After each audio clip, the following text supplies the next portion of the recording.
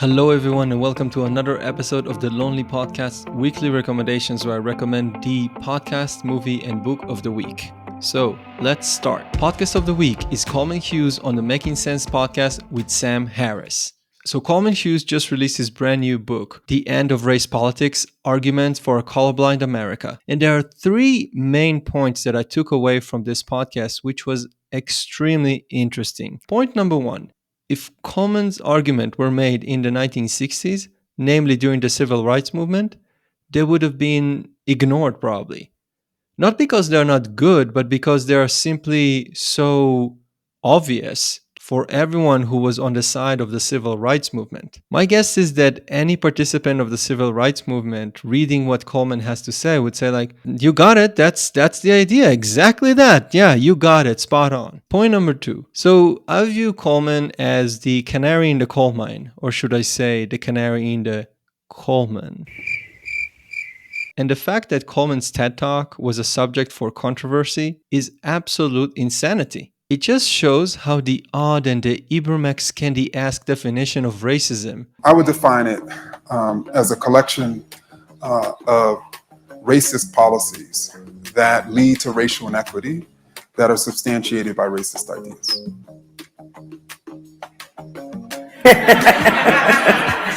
It's a circular definition that doesn't make any sense.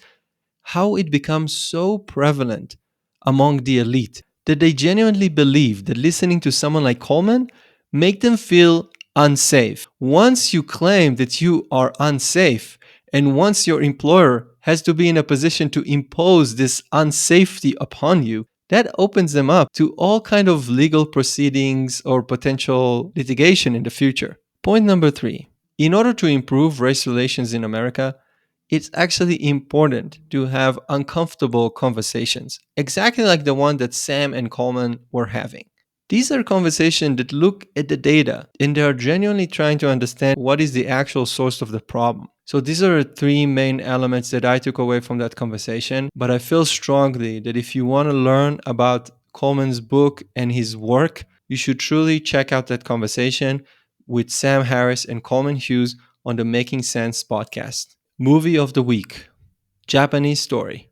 This movie tells the story of the young Toni Collette, who is a brilliant Australian actress that is assigned to accompany a Japanese businessman who comes into Australia to visit some of Australian mines. So Toni Collette is doing this reluctantly, and the two embark on an adventure into the Australian outback. And what started off as a relationship filled with hate and resentment becomes much more interesting as the movie goes along. But this is not all. Something happens during the movie that is truly incredible. And I don't want to reveal it because it would destroy the whole movie. So what I mainly liked about this movie is the build-up of this relationship between those two very different characters. And in addition to that, the unforgivable nature of the Australian outback. If you're in the mood for some Australian vibes, I truly recommend you to watch this. Japanese Story. Book of the Week, The House of Rothschild, by Niall Ferguson. So many stories have been told about the Rothschilds. So many raise questions on how they accumulated their wealth, their influential relationships with political figures,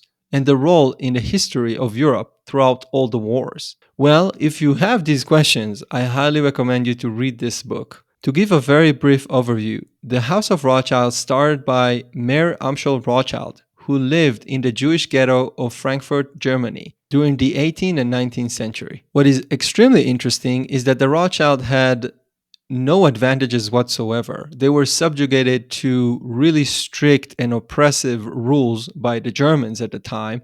They did not even allow Jews to live anywhere outside of this very small ghetto. And Mayer Amschel Rothschild was able to break out of the ghetto and become one of the most influential families that ever lived on this planet.